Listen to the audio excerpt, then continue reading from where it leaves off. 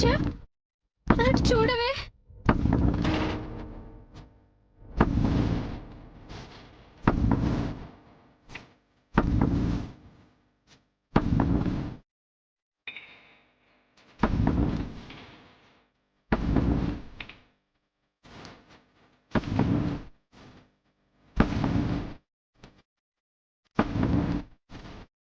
భామా, వద్దు భామా.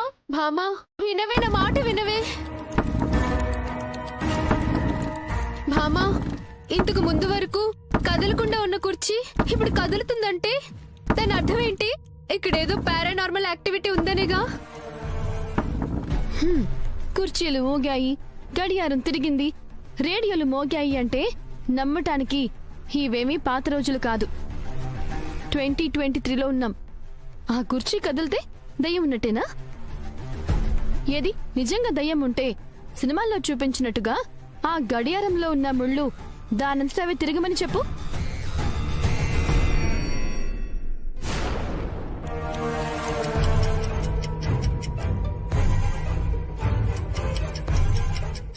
భామా, ఏయ్, ఎందుకే మళ్ళీ అరిచావు?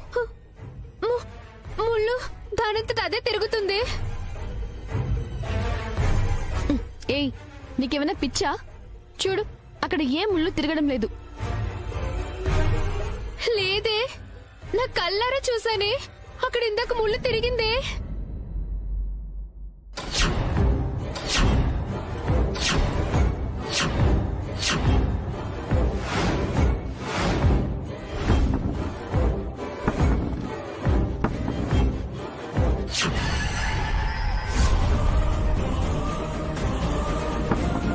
భామా, భామా,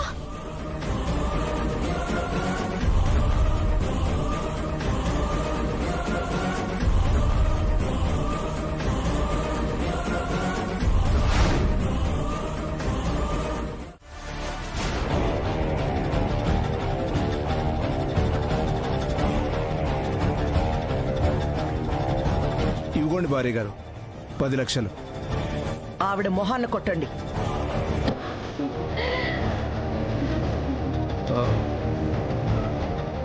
తీసుకోండి.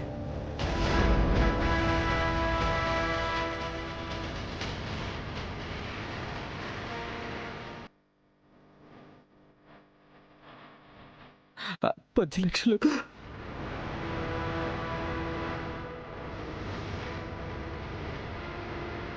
లెక్క పెట్టుకోండి. పర్వాలేదు బాబు, మీ మీద కాంతమ్మ గారి మీద నాకు అపారమైన నమ్మకం ఉంది.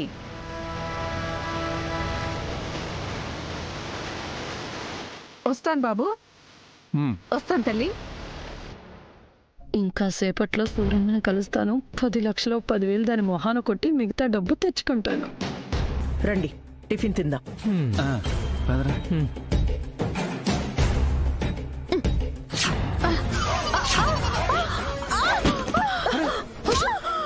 అయ్యో, ఏయ్,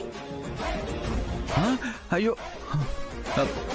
అయ్యయ్యో, పడిపోయింది. అయ్యో, చూడండి, అయ్యో, చూడండి. జాగ్రత్త.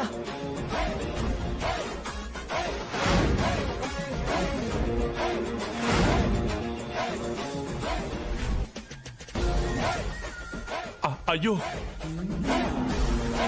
ఏమండి, లేవండి. ఏయ్, అయ్యో, అయ్యో, లేవట్లేదేంటి? లేవండి. ఏమండి,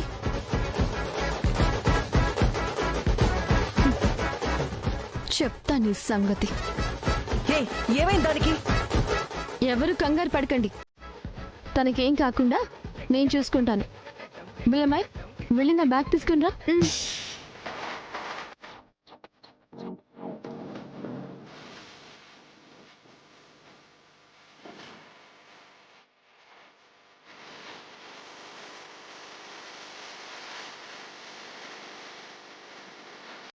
బావా, ఇదిగో బ్యాగ్.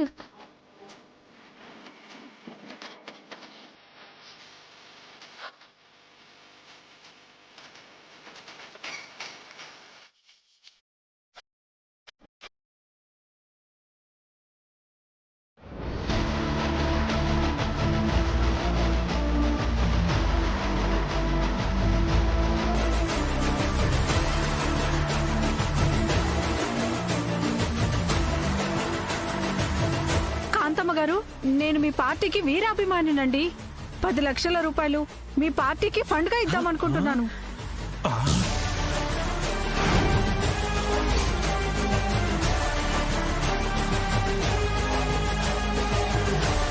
ఇన్నాళ్ళకి మీ పార్టీకి ఫండ్ ఇచ్చే అదృష్టం మాకు కలిగింది. ఇదిగోండి 10 లక్షల రూపాయలు తీసుకోండి. నువ్వు చెప్పేది నిజమా? 10 లక్షల రూపాయలు మా పార్టీకి ఫండ్ గా ఇస్తున్నావా? భార్య గారండి, తన నోటితో తనే చెప్పింది కదండి, పార్టీ ఫండ్గా ఇస్తున్నాను తీసుకోండి అని. తీసేసుకోండి. అవును కాంత, తీసుకో. వద్దంటే సూరమ్మ ఫీల్ అవుతుంది కదా. తీసుకోండి. థ్యాంక్స్ అండి.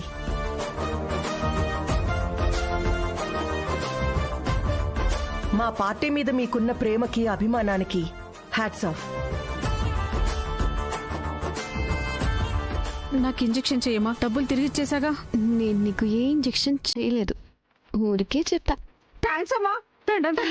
ఆ, అలాగే. నా బాగు.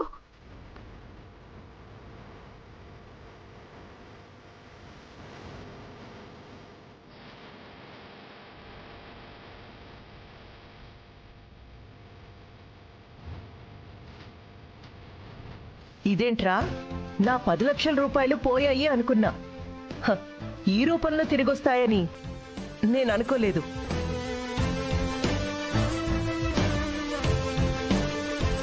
కొంపతీసి డబ్బు మొత్తం పార్టీ ఆఫీస్కి ఇచ్చేస్తావాత? ఏంటి, నేను పార్టీ ఆఫీస్కి డబ్బులు ఇవ్వడమా? హ, పార్టీ నుంచే నేను డబ్బులు వసూలు చేసుకుంటాను, కానీ పార్టీకి నేను డబ్బులు ఇస్తానా? ఈ డబ్బులు నావే.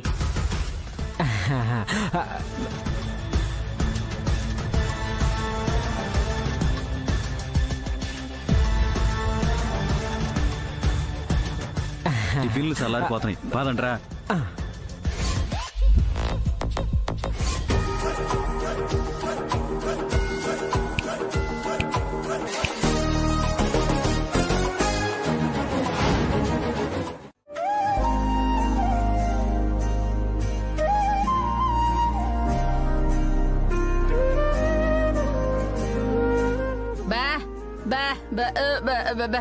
సరే.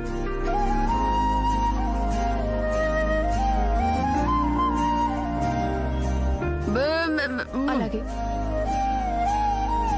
రాత్రి నుంచి మందు తాగలేదు, నాలుక లాగేస్తోంది. జేబులో సుత్తే పైసా లేదు. ఏదో ఒక నాటకమాడి నా కూతురు దగ్గర నుంచో కొడుకు దగ్గర నుంచో ఓ 500 లొక్కేస్తే నా 4 పెగ్గులు వేసేయచ్చు.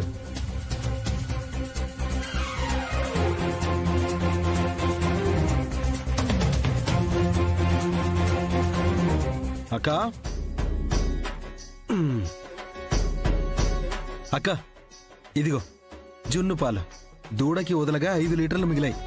సరేరా, నరసింహాపురంలో వెంకటరాయుడు గారు జున్ను పాలు పోస్తే 1 లీటర్కి 500 ఇస్తానన్నారు. 500? అంత ఆశ మనకెందుకు లేవే. మామూలుగా అయితే 60 రూపీస్, ఇవి 120 రూపీస్కి పోసేస్తా.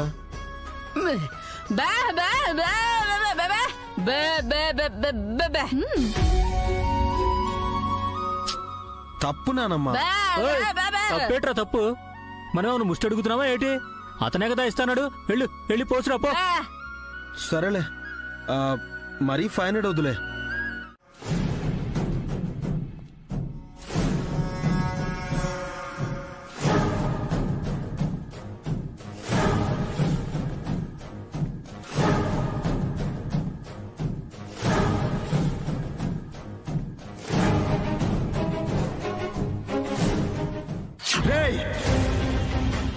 రారా.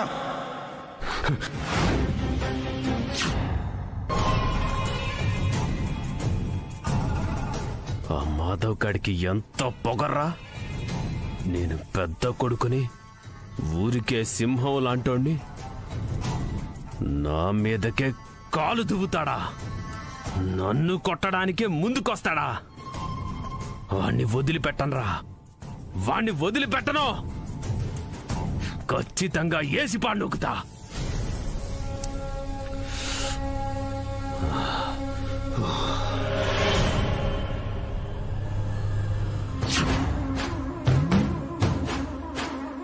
ఎవర్రాదే? అదా అండి, మన పని మనిషి సుబ్బులుంది కదా, దాని కూతురండి. ఏట్రా? అదేనండి, మీ పని మనిషి సుబ్బులు, దాని కూతురండి.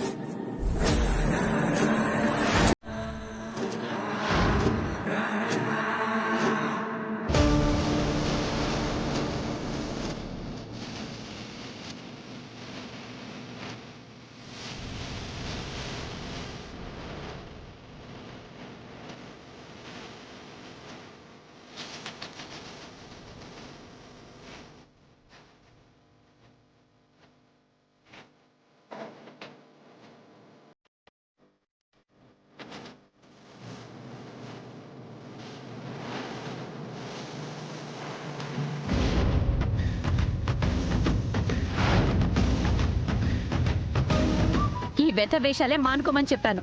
త్వరలో ఆ కాంతమ్మ మనవరాలకి నీకు పెళ్లేర్పాట్లు చేస్తాను. అప్పటిదాకా ఈ పిచ్చి వేషాలు తగ్గించుకో. రేయ్, నువ్వు పోరా.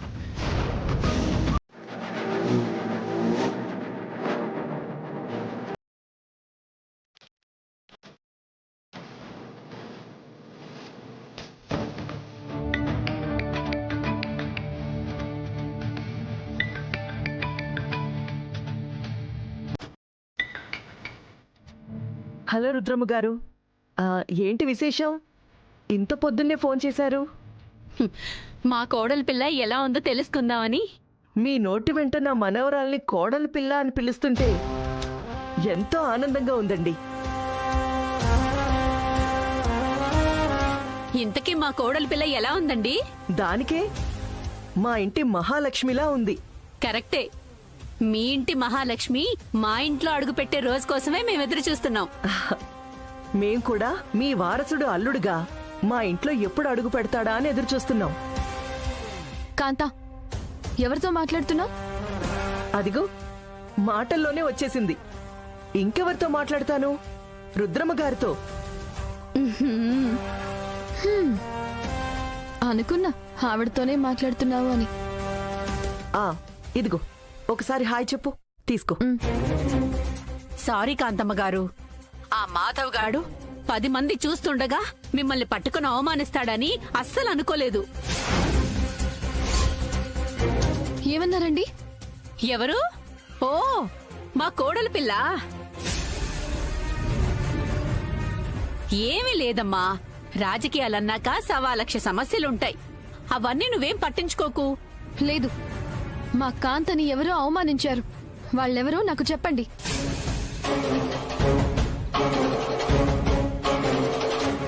ఏమని చెప్పనమ్మా, మాకొకడున్నాడు కదా, వెంకటాపురం మాధవ్ గాడు.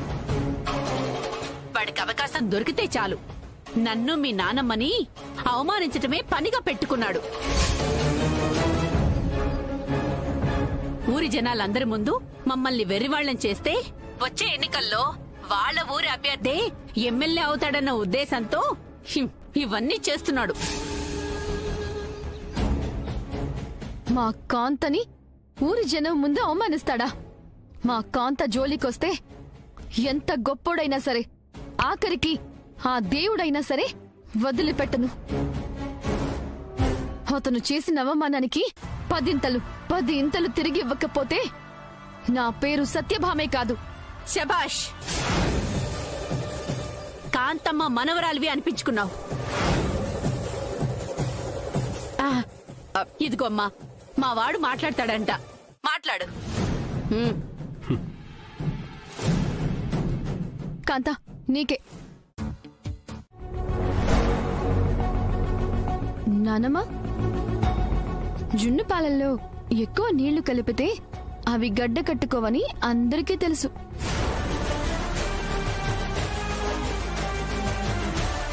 అలాంటిది తను జున్ను పాలల్లో నీళ్ళెలా కలుపుతాడు?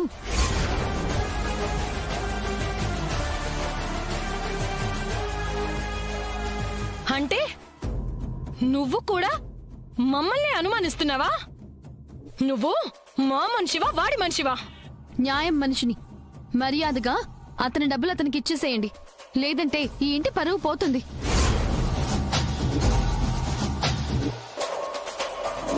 భామా, ఏం మాట్లాడుతున్నావు?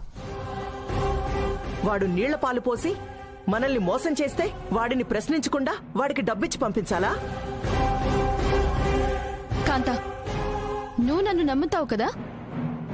హ, నిన్ను కాకపోతే ఇంకెవరిని నమ్ముతాను? మరైతే మీరు మాట్లాడకుండా అతనికి డబ్బులిచ్చి పంపించండి. ఎందుకంటే తను చిక్కటి పాలే తెచ్చాడు.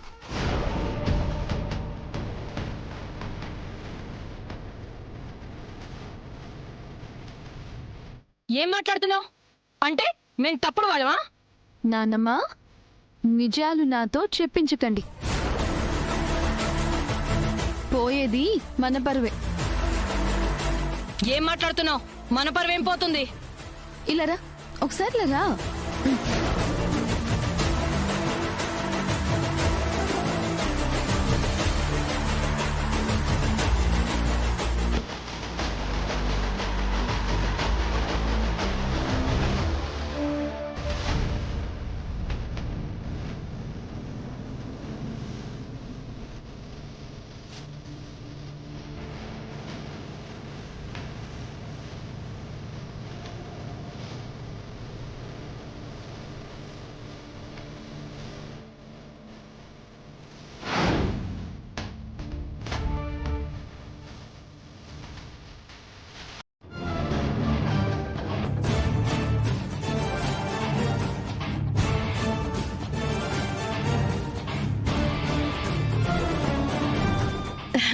అక్క, మన బామ్మ చెప్పింది నిజమేనంట.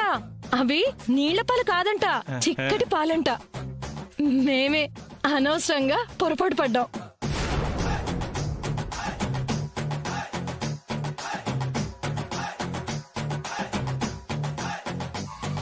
మరిందాక మీరే కదా నీళ్ల పాలని గొడవ చేశారు.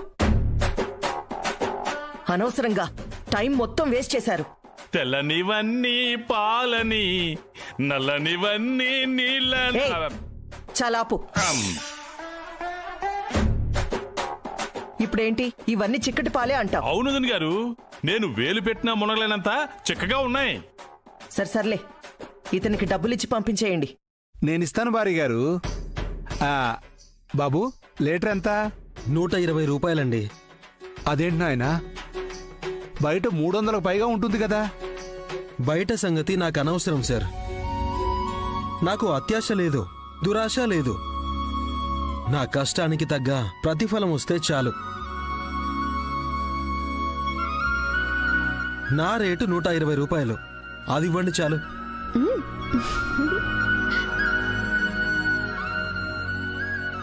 నిన్ను చూస్తుంటే ముచ్చటేస్తుందయ్యా. 10 రూపాయల కోసం బేరం ఆడి గొడవపడి తీసుకునే ఈ రోజుల్లో నువ్వు చెప్పిన రేటుకి డబల్ ఇస్తామన్నా సరే నాకు అక్కర్లేదు అని అంటున్నావంటే నువ్వు ఎంత నిజాయితీపరుడువో అర్థమవుతుంది. నేను మీ తాతయ్య లాంటి వాడిని అనుకో, గిఫ్ట్గా ఇస్తున్నాననుకో, లీటర్కి 200 తీసుకో.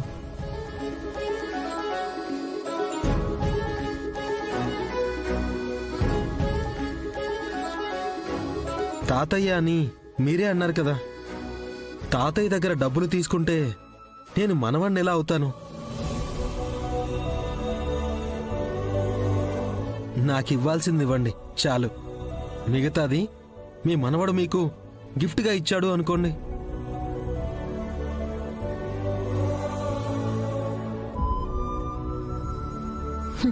Rare character.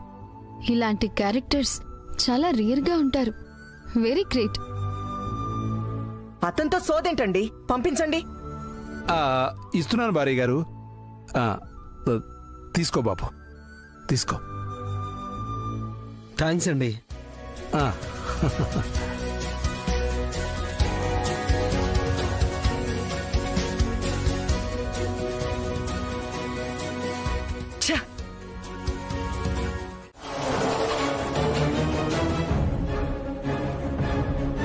ఎప్పుడో 6 నెలల క్రితం మా ఇంటికొచ్చారు, మళ్ళీ ఇన్నాళ్లకొచ్చారు. మేమిప్పుడు వచ్చింది మీకోసం కాదులేండి, దూడ కోసం. మన భామ భలే తమాషాగా మాట్లాడుతుంది కదండి. నేను సీరియస్ గా మాట్లాడానండి.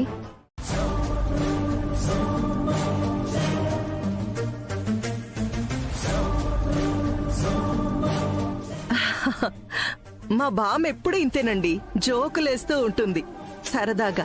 ఆ? నాకు జోకులేసేవాళ్ళంటే మహా ఇష్టం. లోపలికెళ్ళి జోకులేసుకొని నవ్వుకున్నావా? హలో, నేనొచ్చింది జోకులేసి తమర్ని నవ్వించడానికి కాదు.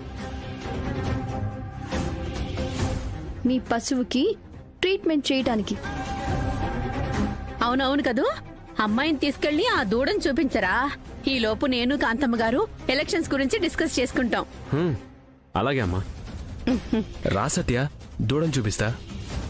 శాంత, అమ్మాయితో పాటు నువ్వు కూడా వెళ్ళు. అలాగే అక్క, రా.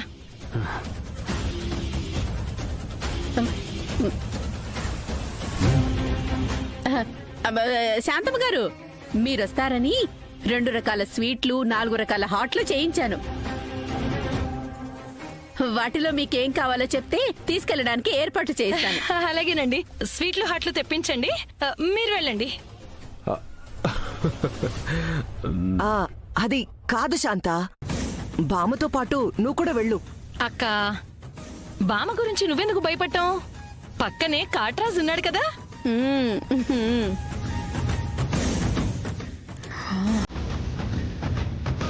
నా భయం అదే. మన భామకేమో వాణ్ణి చూస్తేనే ఒళ్ళు మండిపోద్ది, ఒంటి కాలు మీద లేస్తూ.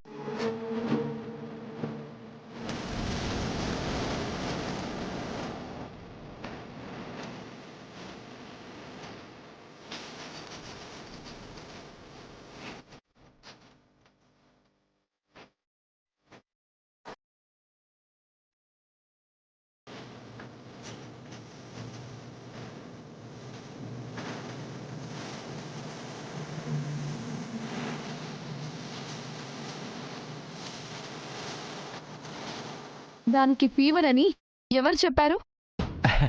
పాపం, నోరు లేని మూగజీవం. అది చెప్తుందా ఏంటి? మనమే అర్థం చేసుకోవాలి. ఏయ్, ఆపు. ఎలా అర్థం చేసుకున్నావు? అంటే అది మ్యాథ్ తినట్లేదండి, ఓన్లీ పాలే తాగుతుంది. అందుకే డౌట్ వచ్చి మీకు ఫోన్ చేశా. నీకు బాడీ పెరిగింది కానీ బుర్ర పెరగలేదు. అవును, ఎక్కడైనా దూడపిల్ల పాలు తాగుతుంది కానీ మేత మేస్తుందా? అది కూడా తెలియకుండా ఆవుని పెంచుతున్నావు. మీరంటే పశువుల డాక్టరు, మీకు తెలిసిన విషయాలు మాకెక్కడ తెలుస్తాయండి? సర్లే, వస్తాను.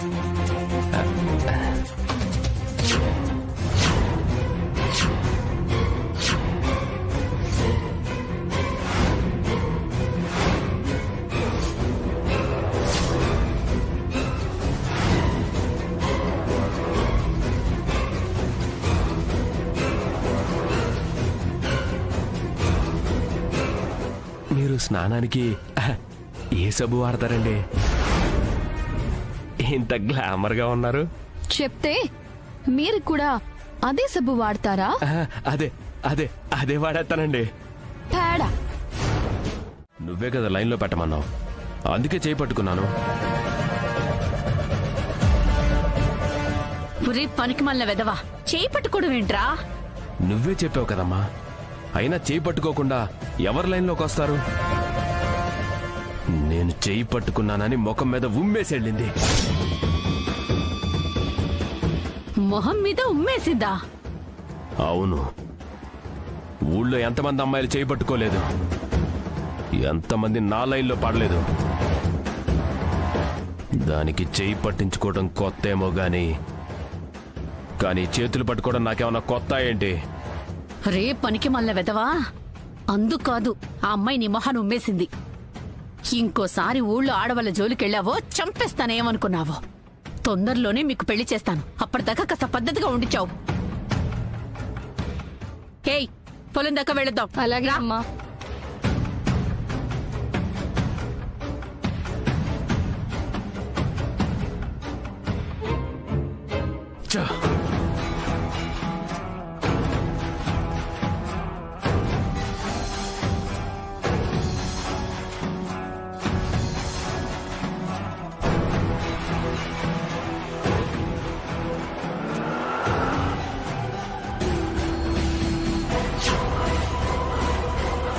సుబ్బారెడ్డి గారు, సుబ్బారెడ్డి గారు, సుబ్బారెడ్డి గారు. ఎవరి కొత్త పెట్ట?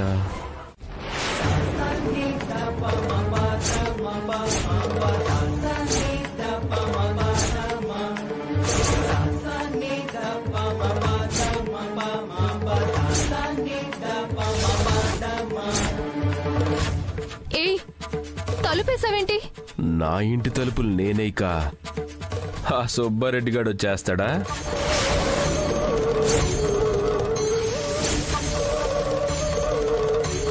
అంటే ఇది నీ ఇల్లా? ఇక మీదట నీది కూడా.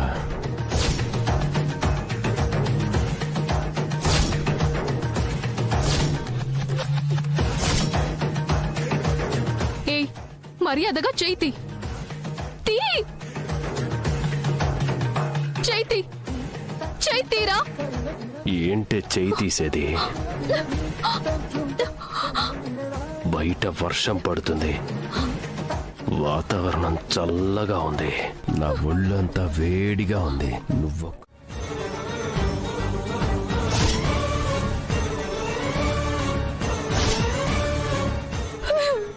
వద్దు, వద్దు, వద్దు, వద్దు, వద్దు, వద్దు.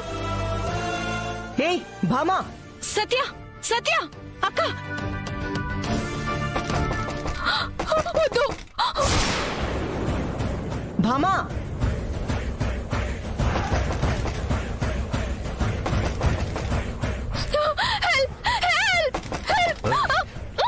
సుభద్ర! భామా! ఏ భామా, ఏమైందే? లోపల సుభద్ర ఉంది, ఎందుకు అరుస్తోంది? సుభద్ర? సుభద్ర ఎవరు?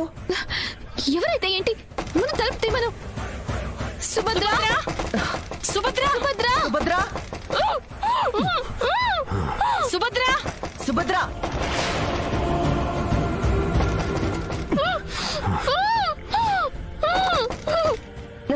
సుభద్ర! సుభద్ర! ఆగు. సత్య, పక్కకి జరుగు. భామ ఇలా రా, ఆ ఫోన్ ఇచ్చేయి.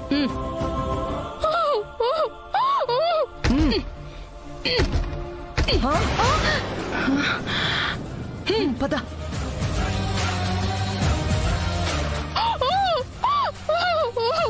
సుభద్ర! సుభద్ర! సుభద్ర!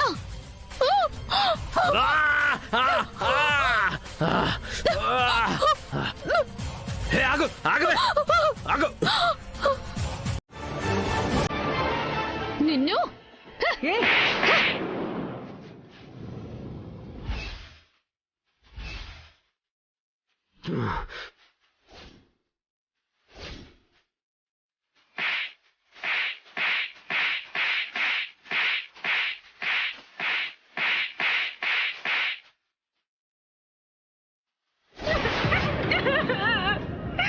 రాజు, నువ్వు మనిషివా పసవా?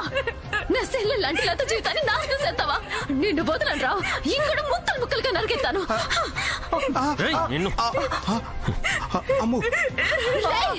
నిన్ను వదలను రా.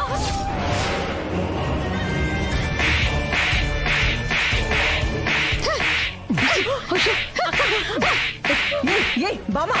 భామా! భామా! భామా!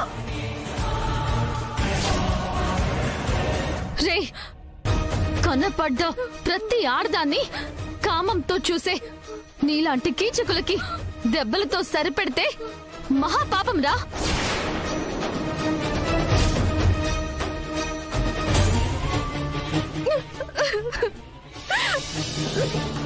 ఒక అమాయకురాల్ని, ఆడపిల్ల జీవితాన్ని నాశనం చేయాలనుకున్న నిన్ను జనాలందరితో చెప్పు దెబ్బలు కొట్టించి నిన్ను ఊరు నుంచి వెలివేయించకపోతే నా పేరు సత్యభామే కాదురా. అంటే ఈ కాట్రాజు ఈ అమ్మాయి మీద చెయ్యి వేయలేదంటారు? నేను చూడలేదు అంటున్నాను.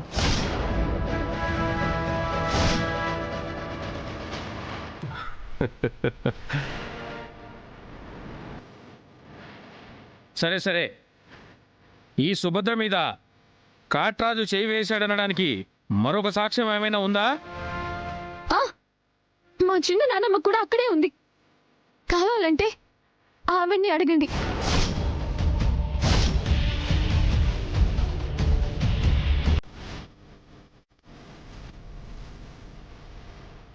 అక్క, నన్ను ఇరికించిందే, ఏం చేయమంటావు? అదిగో ఆ రుద్రమ్మ సాక్ష్యం చెప్పొద్దు అని సైగలు చేస్తుంది. ఏం చేస్తాం? నేను చెప్పినట్టే చెప్పు. శాంతమ్మ నాయనమ్మ, నువ్వు చెప్పబోయే సాక్ష్యాన్ని బట్టి ఆ దుర్మార్గుడికి శిక్ష పడుతుంది. ఒక అమాయకురాలికి న్యాయం జరుగుతుంది.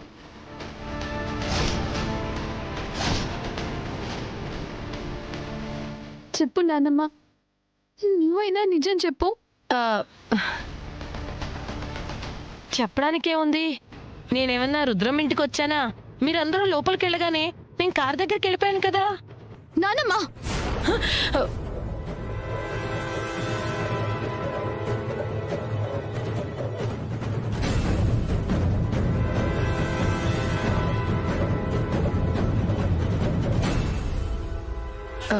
అయ్యా జగన్నాథరాజు గారు, మా అక్కతో పాటుగా నేను కూడా రుద్రమ్మ గారింటికి వెళ్ళానండి.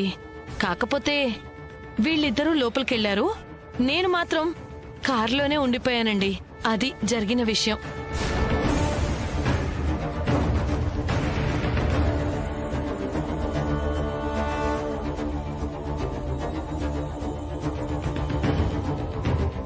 అయితే మీరు కూడా జరిగిన సంఘటన చూడలేదన్నమాట? అవునండి, నేను చూడలేదు. ఇది అన్యాయం, దుర్మార్గం.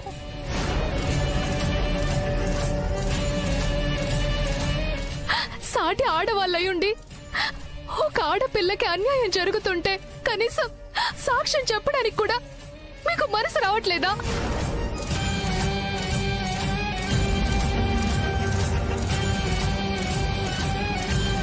ఏంటొచ్చేది? అయ్యా జగన్నాథరాజు గారు, ఈ సుభద్ర ఎప్పటినుంచో మా వాడి మీద కన్నేసిందండి. ఆ సుభద్ర కూడా ఒక ఇంటి ఆడపిల్లేనండి. మనకి ఒక ఆడపిల్లుంది. తనకు అన్యాయం జరిగితే మనం ఎంత బాధపడతామో ఈ సుభద్ర కూడా అంతే బాధపడుతుందండి. నా మాట విని అక్కడ ఏం జరిగిందో నిజం చెప్పండి. మీరు నోర్మోయండి. జగన్నాథరాజు గారు, మేం చెప్పాల్సినవన్నీ చెప్పాం.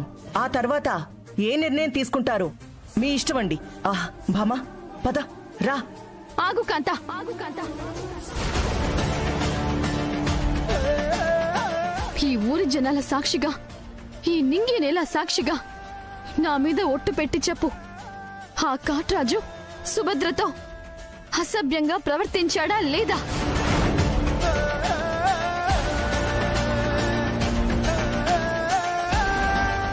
భామా, నువ్వు నిజం చెప్పకపోతే నా మీద ఒట్టు. నువ్వు గనక నిజం చెప్పకపోయినా, నిజాన్ని దాయాలని చూసినా ఇక జీవితంలో నేను నీ మొహం చూడ్ను. భామా. అవును భార్య గారు, మన మనవరాలు ఎంత మొండిదో మీకు బాగా తెలుసు. మీరు గనక నోరు విప్పకపోతే ఇక జీవితంలో మన మనవరాలు మన మొహం చూడదండి.